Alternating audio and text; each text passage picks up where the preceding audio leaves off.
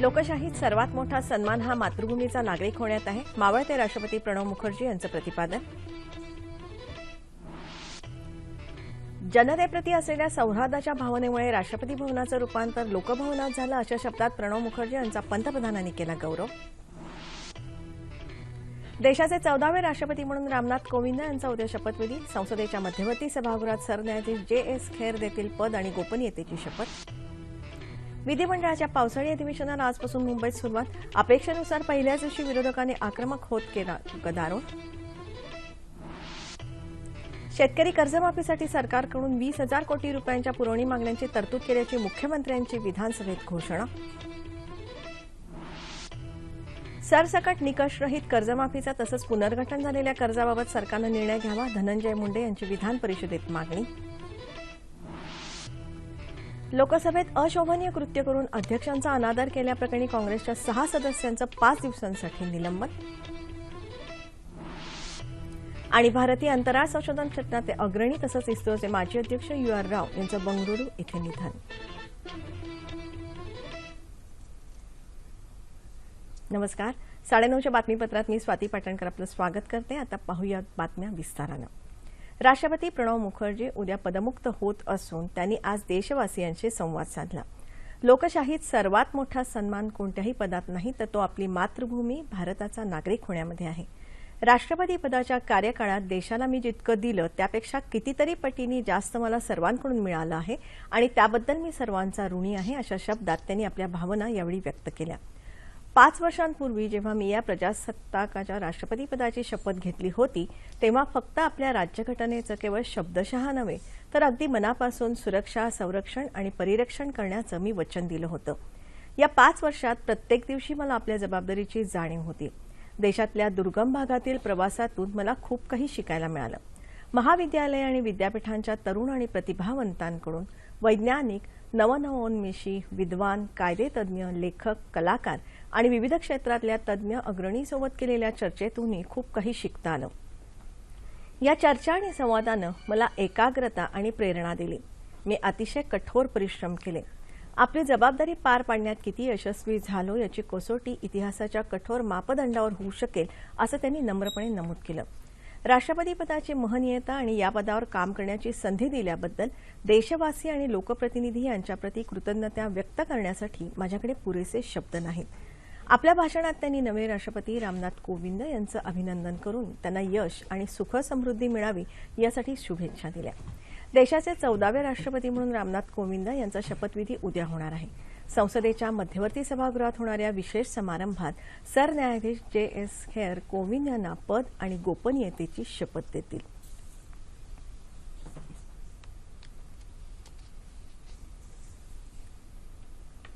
राष्ट्रपतींची निवडक भाषणं या ग्रंथमालेतल्या 4थ्या खंडाचं प्रकाशन आज राष्ट्रपती भवनात करण्यात आलं.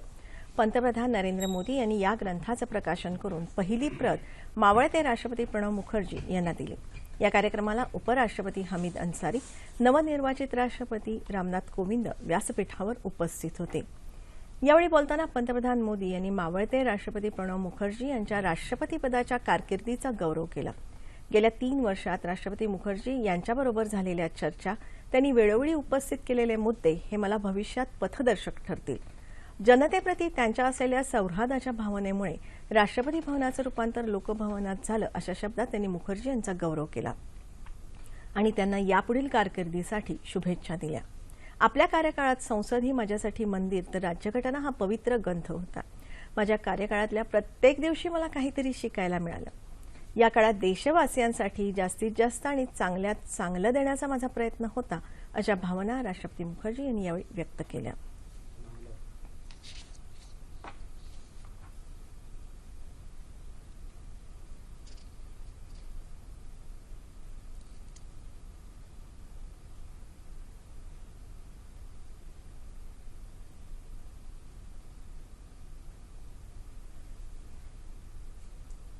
शेतकरी कर्जमाफी आणि राज्यातली कायदा आणि सुव्यवस्था तसंच शिक्षण क्षेत्रातल्या विविध समस्या ऐरणीवर असतानाच राज्य विधिमंडळाच्या पावसाळी अधिवेशनाला आजपासून मुंबईत सुरुवात झाली. विधानसभा आणि विधान परिषद या दोन्ही सभागृहाच्या कामकाजाला वंदे मातरमनं सुरुवात झाली.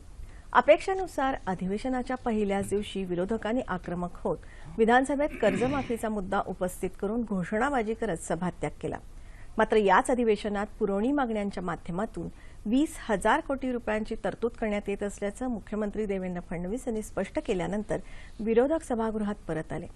कर्जमाफी या विषयावर सरकारची चर्चेची तयारी असल्याचं मुख्यमंत्री म्हणाले। सर्व प्रकारची चर्चा करण्याची राज्य सरकारची तयारी आहे। ही कर्जमाफी जी आहे ती या ठिकाणी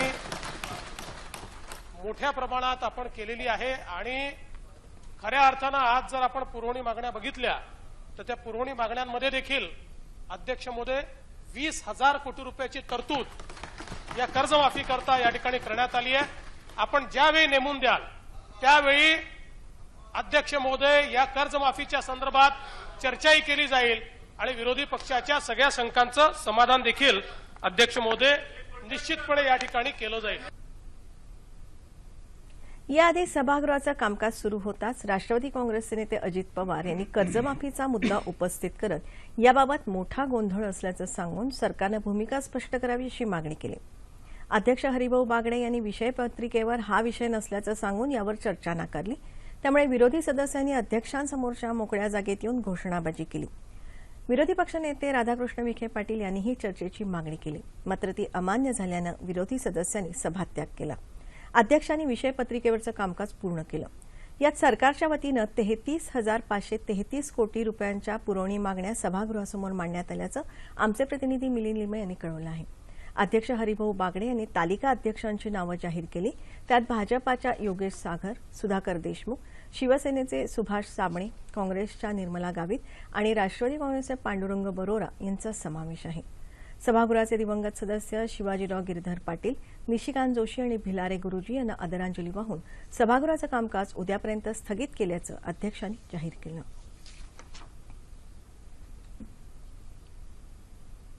विधान परिषदेत अधिवेशनाच्या पहिल्याच दिवशी सरसकट कर्जमाफीच्या मुद्द्यावरून विरोधकांनी गदारोळ केला। या गोंधळातच 33,533 कोटी रुपयांच्या पुरवणी मागण्या आणि अन्य अध्यादेश मांडण्यात आले। या संदर्भात स्थगन प्रस्ताव मांडत विरोधी पक्षनेते धनंजय मुंडे यांनी सरसकट निकषरहित कर्जमाफीचा तसंच पुनर्गठन झालेल्या कर्जाबाबत सरकारनं निर्णय घ्यावा अशी मागणी केली। काँग्रेसचे गटनेते शरद रणपिसे यांनीही मुंडे यांच्या मागणीला समर्थन देत सरकारची आर्थिक स्थिती चांगली नसताना कर्जमाफीसाठी निधी कसा उभारणार याबद्दल सरकारनं स्पष्टीकरण द्यावं अशी मागणी केली। राष्ट्रवादी काँग्रेसचे सुनील तटकरे यांनी सरकारनं दिशाभूल न करता कर्जमाफीबाबत स्पष्ट भूमिका मांडावी असं सांगितलं। सभागृह नेते आणि महसूल मंत्री चंद्रकांत पाटील यांनी यावेळी सरकारची बाजू मांडताना देशातली ही सर्वात मोठी कर्जमाफी असल्याचं सांगत यासाठी पुरवणी मागण्यांमध्ये 20,000 कोटी रुपयांची तरतूद केल्याचं त्यांनी सांगितलं। पुरवणी मागण्यांमध्ये कर्जमाफी योजनेसाठी 20,000 कोटी तर जीएसटीसाठी 7,356 कोटी रुपयांची तरतूद करण्यात आली आहे। सरकार कर्जमाफीबद्दल चर्चेला तयार असून व्यावहारिक आणि सकारात्मक सूचनांचं स्वागत केलं जाईल अशी ग्वाही सभागृहाला दिली। मात्र विरोधकांनी हौद्यात येऊन सरकारविरोधात घोषणाबाजी केल्याचं आमच्या प्रतिनिधी सोनल चव्हाण यांनी कळवलं आहे। माजी मंत्री शिवाजीराव पाटील तसंच स्वातंत्र्यसैनिक भिकुदाजी भिलारे गुरुजी आणि बाबूराव धारवाडे या माजी विधान परिषद सदस्यांच्या निधनाबद्दल विधान परिषदेत आज शोकप्रस्ताव मंजूर करण्यात आला। शेतकऱ्यांच्या कर्जमाफीसाठी सरकार कटिबद्ध असून या संदर्भात पुरवणी मागण्या विधिमंडळात सादर करण्यात आल्याचं वित्त राज्यमंत्री दीपक केसरकर यांनी विधानभवन परिसरात सांगितलं। शेतकरी कर्जमुक्तीच्या दिशेने महत्त्वाचं पाऊल असल्याचं ते म्हणाले।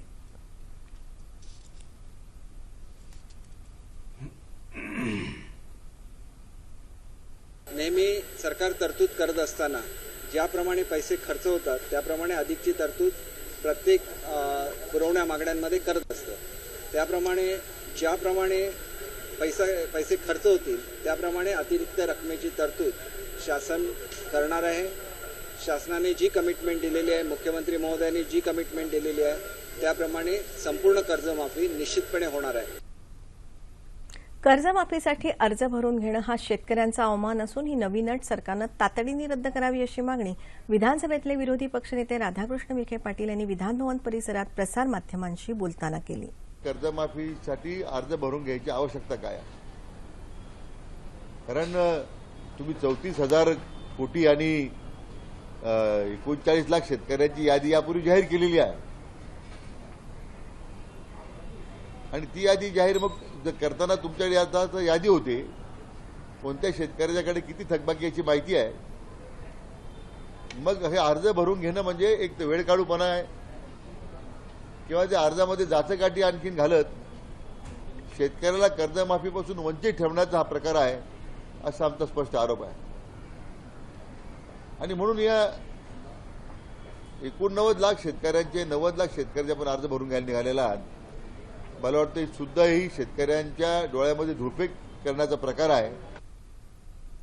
शेतकऱ्यांचा सरकारवर विश्वास राहिलेला नाही म्हणून सभागृहात कर्जमाफीच्या मुद्द्यावर चर्चेची मागणी केल्याचं विधान परिषदेतले विरोधी पक्षनेते धनंजय मुंडे यांनी या संदर्भात बोलताना सांगितलं.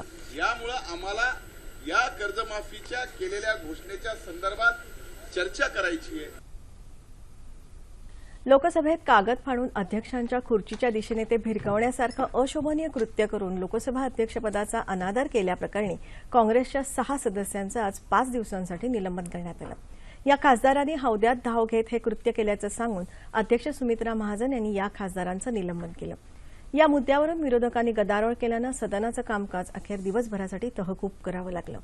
बँकिंग नियमन अध्यादेशाची जागा घेणारं विधेयक आज वित्तमंत्री अरुण जेटली यांनी लोकसभेत मांडलं.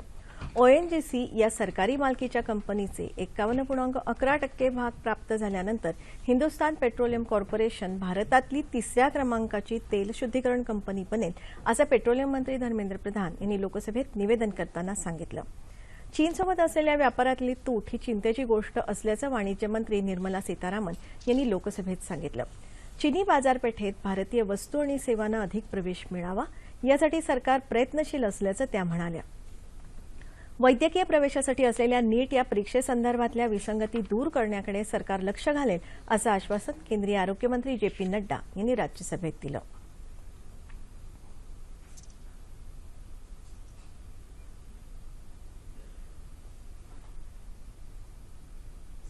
मुंबई शेअर बाजाराचा निर्देशांक आज दिवसअखेर 32,245.87 या उच्चांकी पातळीवर बंद झाला. राष्ट्रीय शेअर बाजाराचा निफ्टीही 9,966.40 या विक्रमी अंकावर पोहोचला होता. यापूर्वी दिवसभरात मुंबई शेअर बाजाराचा निर्देशांक 32,320.86 या विक्रमी अंकापर्यंत पोहोचला होता. तेल आणि भूगर्भ वायू, माहिती तंत्रज्ञान तसंच बँकिंग समभागांची झालेली खरेदी यामुळे निर्देशांकानं उच्चांकी पातळी गाठली. ज्येष्ठ स्वातंत्र्य सैनिक, सहकार महर्षी तसंच राज्याचे माजी मंत्री शिवाजीराव गिरधर पाटील यांच्या पार्थिवावर आज धुळे जिल्ह्यातल्या शिरपूर तालुक्यात दहिवड इथे शासकीय इतमामात अंत्यसंस्कार करण्यात आले. यावेळी त्यांच्या दोन्ही कन्या, चित्रपट अभिनेते आणि जावई खासदार राज बब्बर, माजी मंत्री विजय नवल पाटील, अरुण गुजराथी, माजी खासदार माणिकराव गावित, माजी आमदार गुलाबराव पाटील, नाधो महानोर यांच्यासह अनेक कार्यकर्त्यांनी पाटील यांना अखेरचा निरोप दिला. पाटील यांचं शनिवारी वयाच्या 92व्या वर्षी मुंबईत निधन झालं. भारताच्या अंतराळ संशोधन क्षेत्रातील अग्रणी विख्यात अंतरिक्ष शास्त्रज्ञ आणि इस्रोचे माजी अध्यक्ष उडपी रामचंद्र अर्थात UR राव यांचं आज पहाटे बंगळुरू इथं निधन झालं. ते 85 वर्षांचे होते. 1984 ते 1994 10 वर्ष राव यांनी इस्रोचं अध्यक्षपद भूषवलं. ASLV आणि PSLV रॉकेटच्या विकासात त्यांचा महत्वाचा सहभाग होता. भारतातील अंतराळ तंत्रज्ञान विकासात राव यांचं अमूल्य योगदान होतं. अंतराळ तंत्रज्ञानाचा दूरसंवाद क्षेत्रात तसंच नैसर्गिक स्रोतांच्या शोधासाठी होणारा वापर याचं श्रेयही राव यांना जातं. भारतीय अंतराळ तंत्रज्ञान क्षेत्रातील राव यांच्या महत्वपूर्ण योगदानाबद्दल त्यांना पद्मभूषण आणि पद्मविभूषण पुरस्कारानं सन्मानित करण्यात आलं होतं. राव यांनी प्रसार भारतीचं अध्यक्षपदही भूषवलं होतं. UR राव अखेरपर्यंत अंतराळ संशोधन क्षेत्रात कार्यरत होते. पंतप्रधान नरेंद्र मोदी यांनी UR राव यांच्या निधनाबद्दल शोक व्यक्त केला आहे. भारताच्या HS प्रणॉयनं अमेरिकन खुली ग्रां प्री बॅडमिंटन स्पर्धा जिंकली आहे. अंतिम सामन्यात प्रणॉयनं भारताच्याच P कश्यपचा 21-15, 20-22 आणि 21-12 असा पराभव केला. पुरुष दुहेरीत मात्र मनु अत्री आणि B सुमित रेड्डी यांना उपांत्य फेरीत पराभवाला सामोरं जावं लागलं.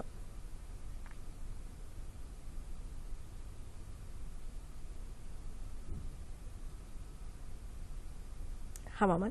राज्यात बहुतांश ठिकाणी आज पावसानं दुपारनंतर विश्रांती घेतली आहे. येत्या 36 तासात कोकणात बहुतांश ठिकाणी, मध्य महाराष्ट्रात बऱ्याच ठिकाणी, विदर्भात काही ठिकाणी तर मराठवाड्यात तुरळक ठिकाणी पाऊस पडण्याची शक्यता आहे. याच काळात उत्तर कोकणात तुरळक ठिकाणी मुसळधार पाऊस पडण्याचा अंदाज हवामान विभागानं वर्तवला आहे.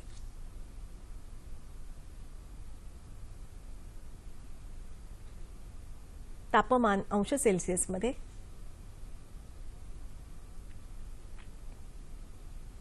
मुंबई कमाल तापमान 31, किमान 27, नागपूर 32 आणि 24, पुणे 28-22, औरंगाबाद 28-21, नाशिक 27-22, कोल्हापूर 27-22, रत्नागिरी 30-26, सोलापूर 31-21 आणि अमरावती 27 आणि 23. ठळक बातम्या पुन्हा एकदा. लोकशाहीत सर्वात मोठा सन्मान हा मातृभूमीचा नागरिक होण्यात आहे, मावळते राष्ट्रपती प्रणव मुखर्जी यांचं प्रतिपादन.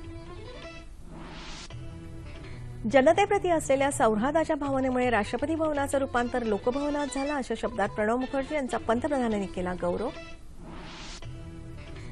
देशाचे 14वे राष्ट्रपती म्हणून रामनाथ कोविंद यांचा उद्या शपथविधी. संसदेच्या मध्यवर्ती सभागृहात सरन्यायाधीश JS खेर देतील पद आणि गोपनीयतेची शपथ. विधिमंडळाच्या पावसाळी अधिवेशनाला आजपासून मुंबईत सुरुवात. अपेक्षेनुसार पहिल्याच दिवशी विरोधकांनी आक्रमक होत केला गदारोळ. शेतकरी कर्जमाफीसाठी सरकारकडून 20,000 कोटी रुपयांच्या पुरवणी मागण्यांची तरतूद केल्याची मुख्यमंत्र्यांची विधानसभेत घोषणा.